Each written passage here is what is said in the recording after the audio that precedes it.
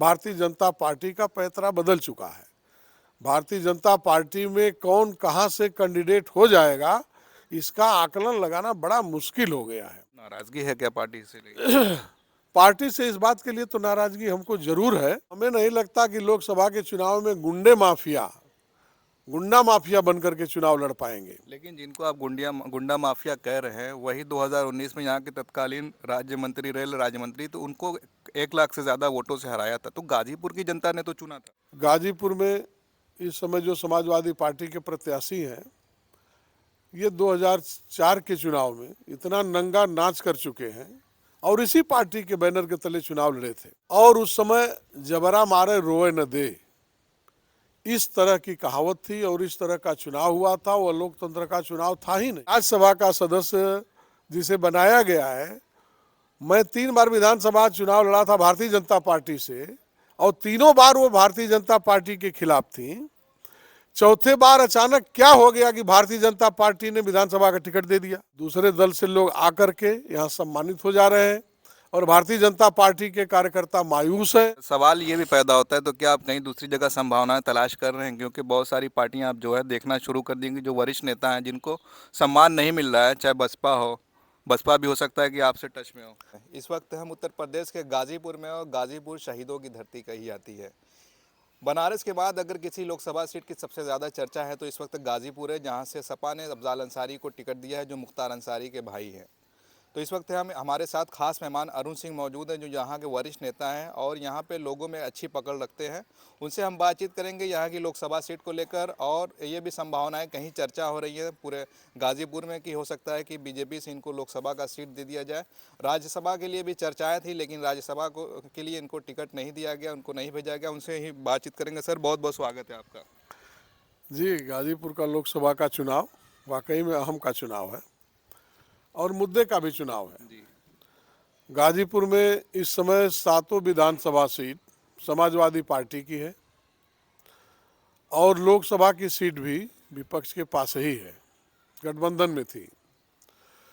गाजीपुर में इस समय जो समाजवादी पार्टी के प्रत्याशी हैं, ये 2004 के चुनाव में इतना नंगा नाच कर चुके हैं और इसी पार्टी के बैनर के तले चुनाव लड़े थे। उस समय पार्टी की सरकार हुआ करती थी, जिस पार्टी से टिकट पाए हैं, और उस समय जबरा मारे रोए न दे, इस तरह की कहावत थी और इस तरह का चुनाव हुआ था। वह लोकतंत्र का चुनाव था ही नहीं। लेकिन आज लोकतंत्र का चुनाव है। आज अगर हार जीत होती भी है तो लोकतंत्र के चुनाव के हार जीत की ही बात कही जाएगी, क्योंकि आज उस पार्टी की सरकार नहीं है कि गुंडागर्दी हो सके।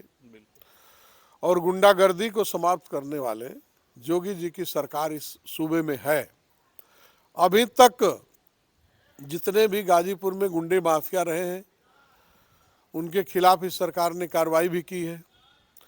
तो हमें नहीं लगता कि लोकसभा के चुनाव में गुंडा माफिया बनकर के चुनाव लड़ पाएंगे। लेकिन जिनको आप गुंडा माफिया कह रहे हैं वही 2019 में यहाँ के तत्कालीन राज्य मंत्री, रेल राज्य मंत्री, तो उनको 1 लाख से ज़्यादा वोटों से हराया था। तो गाजीपुर की जनता ने तो चुना था। लेकिन आपको ये भी ध्यान देना होगा कि 2019 में केवल भारतीय जनता पार्टी बनाम अन्य का चुनाव था। किसी एक पार्टी में रह करके नहीं हराए थे भारतीय जनता पार्टी के कैंडिडेट को। गठबंधन था बसपा और सपा का। वो समाजवादी पार्टी और बहुजन समाज पार्टी और कांग्रेस पार्टी सबका गठबंधन था। भाजपा बनाम अन्य का चुनाव था। इस बार भी तो वही हो रहा है। नहीं, इस बार वो नहीं है। इस बार बहुजन समाज पार्टी अलग है। समाजवादी पार्टी कांग्रेस के साथ मिलकर के चुनाव लड़ रही है। फिर भी भारतीय जनता पार्टी का नारा सबका साथ सबका विकास का है और योगी और मोदी जी के नाम पर अब भारतीय जनता पार्टी में वोट मिल रहे हैं। समाजवादी का भी तो नारा है पीडीए सबको साथ लेकर चलने की बात। समाजवादी पार्टी का इस तरह का नारा पता नहीं कब से है, क्या है, कभी देखने को मिला है, कभी चरितार्थ हुआ है? ये अब कहा जा रहा है चुनाव में, ये बात ठीक है, लेकिन कभी हम नहीं देखे हैं। किस तरह के नारे पर लेकर के चुनाव अब तक हुए हैं वो तो सब हम लोग झेले हैं, देखे हैं। हत्याएं हुई हैं, लूट हुआ है, बूथ लूटा गया है। बावजूद इसके आज फिर अगर समाजवादी पार्टी उन्हीं को अपना मसीहा मानती है तो भारतीय जनता पार्टी को भी सोच करके ऐसा चुनाव लड़ा देना चाहिए जो मुंहतोड़ जवाब दे सके क्या और लगता है, जनता के भी साथ खड़ा रह सके। क्या लगता है कौन कैंडिडेट होगा? चर्चाएं तो शहर में ये है कि अरुण सिंह का भी नाम चल रहा है, लेकिन दूसरी तरफ ओम प्रकाश राजभर के साथ ब्रजेश सिंह भी आ सकते हैं। क्या लगता है? नहीं, अब गठबंधन है, भाजपा में भी गठबंधन है, तो हो सकता है गठबंधन में कहीं से कोई आ जाए। राजनीति में देखिए कोई चीज़ अस्थाई नहीं होती है, न अस्थाई दोस्ती होती है, न अस्थाई दुश्मनी होती है। राजनीति में सब कुछ संभव है, कभी भी संभव है। लेकिन इधर कुछ दिनों से भारतीय जनता पार्टी का पैंतरा बदल चुका है। भारतीय जनता पार्टी में कौन कहाँ से कैंडिडेट हो जाएगा इसका आकलन लगाना बड़ा मुश्किल हो गया है। पहले तो लोग अंदाज लगा लिए करते थे कि चलिए फला आदमी बड़ा मेहनत कर रहा है, बड़ा काम कर रहा है, उसको जो है पार्टी अवसर देगी, लेकिन अब ये सब बातें समाप्त हो गई हैं। तो नाराजगी है क्या पार्टी से लेकर?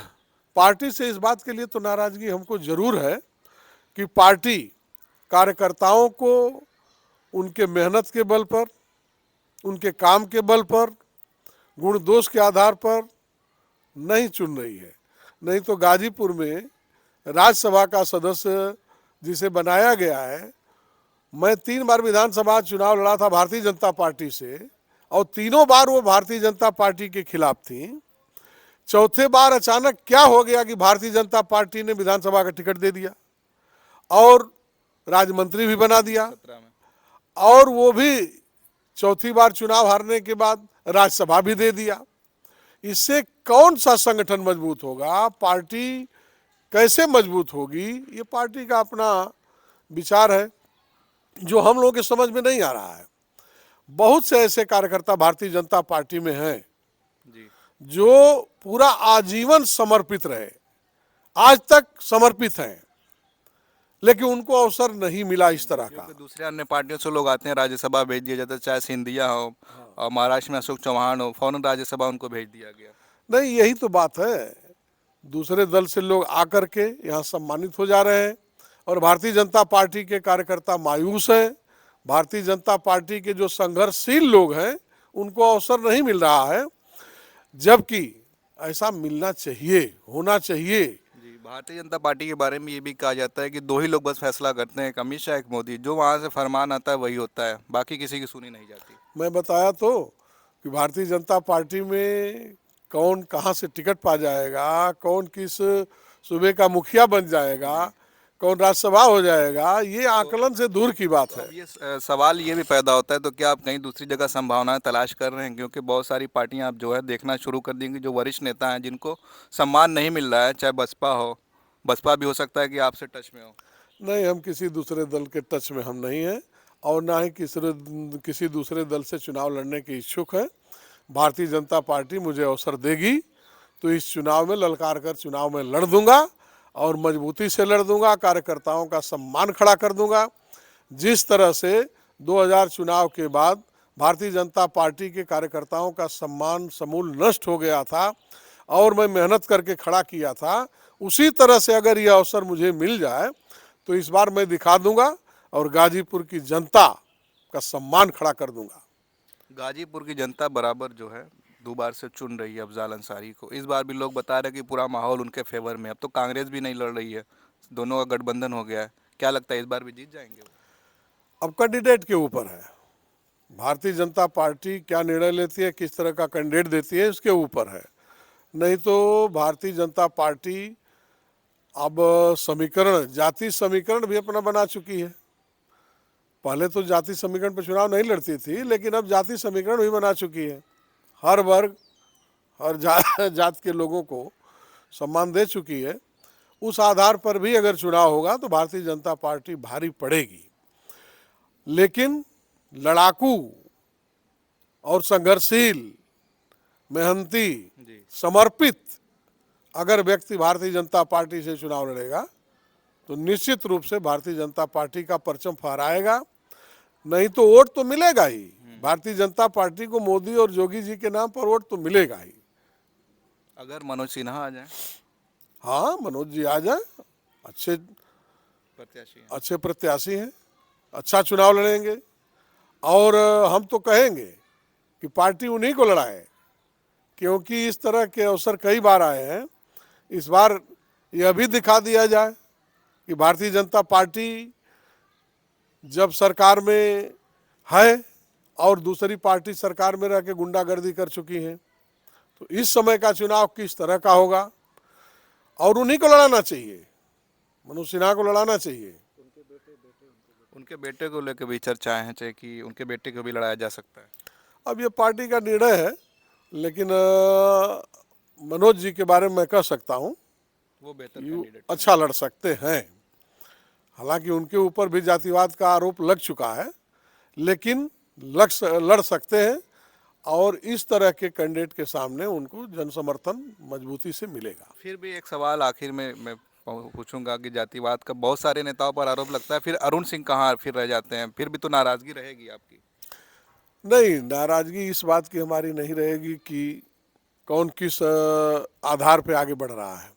नाराजगी इस बात पे जरूर रहेगी कि जब 2004 का लोकसभा का चुनाव था और गोलियां चल रही थी, बुलेट चल रहे थे, बम चल रहे थे, उस समय लड़ने वाला अरुण सिंह के अलावा कोई नहीं था। चुनाव हारने के बाद मनोज सिन्हा के बाद धरना प्रदर्शन आंदोलन जिले में करने वाला अरुण सिंह के अलावा कोई नहीं था। तो पार्टी का तो यही नारा होता है कि जो पार्टी के लिए संघर्ष करेगा, कार्यकर्ताओं के लिए जो संघर्ष करेगा, उसको अवसर मिलेगा। तो क्यों नहीं अवसर मिला या क्यों नहीं अवसर दिया जा रहा है, इस बात के लिए तकलीफ है। और बकिया पार्टी है, राष्ट्रीय पार्टी है, बड़ी पार्टी है, कौन आया कौन गया, कौन कहाँ से लड़ा। जी, आप तो राजनाथ सिंह के भी करीबी रिश्तेदार हैं, तो उनके जरिए भी आप अपनी बात रख सकते हैं। नहीं, उस समय तो राजनाथ जी राष्ट्रीय अध्यक्ष हुआ करते थे और उन्हीं के कहने पर मैं तैयारी किया था और मनोज सिन्हा के कहने पर तैयारी अब किया था। राजनाथ सिंह की भी बात नहीं चल रही पार्टी में। अब राजनाथ जी राष्ट्रीय अध्यक्ष है नहीं, फिर भी राष्ट्रीय बड़े नेता हैं उस नहीं, पार्टी बड़े नेता भी हैं और पार्लियामेंट्री बोर्ड के मेंबर भी हैं। उस फोरम पर तो उन लोगों की आपस में चलती ही है। लेकिन पार्टी, मैं बताया आपसे कि केवल मोदी और योगी जी के नाम पर जब वोट मिलता है तो निर्णय सबका कहाँ होता होगा। तब तो बस थोप दिए जाते होंगे लोग कि ले लीजिए, द्रौपदी मुर्मू जी जैसी राष्ट्रपति बन गई, सम्मान किया गया महिला के नाते, दलित के नाते। लेकिन किसी को उम्मीद थी कि राष्ट्रपति कौन बीजेपी का तो बनेगा। ये है कि कभी किसी को उम्मीद, चाहे राजस्थान का सीएम हो चाहे मध्य प्रदेश का सीएम हो, किसी को उम्मीद नहीं थी कि इस तरह के नाम आएंगे। बीजेपी तो हमेशा इस तरह का काम करती रही। नहीं, इस बार ऐसा खेला हुआ है, ऐसा नहीं था। पहले जिस चेहरे को आगे किया जाता था, जिसके नाम पे वोट मांगा जाता था, उसी के नाम पर चुनाव होता था। कार्यशैली बदल गई है बीजेपी की। कार्यशैली बदल गई, लेकिन एक बात मैं बता दूं, किसी को अच्छा लगे या बुरा, यह 2024 लोकसभा का चुनाव योगी को प्रधानमंत्री बनाने के लिए एक हुंकार भर करके जनता निर्णय लेने जा रही है। मोदी पीछे हो जाएंगे। योगी जी को देश का प्रधानमंत्री बनाने के लिए जनता हुंकार भर रही है। गांव गांव घर घर इस बात की चर्चा है।